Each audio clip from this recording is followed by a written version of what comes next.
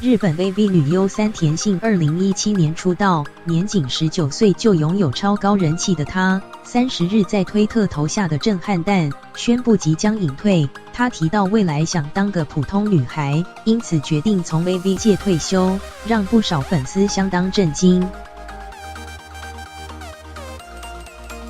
三田杏拥有一双水汪汪的大眼，长相甜美清秀，年仅18岁就出道。过去接受访问时，她提到家境清寒，父母又离异，一家9口全靠妈妈一人抚养，有时穷到没东西吃，一家人会去公园喝免费水，甚至拔路边杂草回家榨来吃。自从妈妈病倒了之后，三田杏为了分担家计，决定辞去原本看护的工作，下海成为 AV 女优。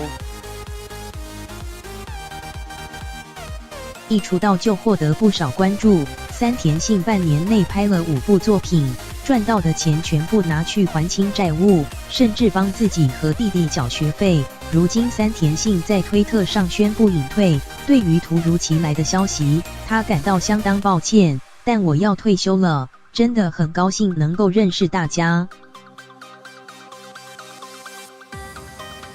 三田杏坦言，要回到普通相当困难，但她会努力成为一个正常女孩。虽然不少粉丝感叹相当可惜，但仍支持她的决定，纷纷替她加油打气。不过三田杏29日一早才发文表示要开始进行拍摄工作，这时却突然宣布隐退。外界猜测可能是跟事务所或拍摄团队发生纠纷，才会有隐退的决定。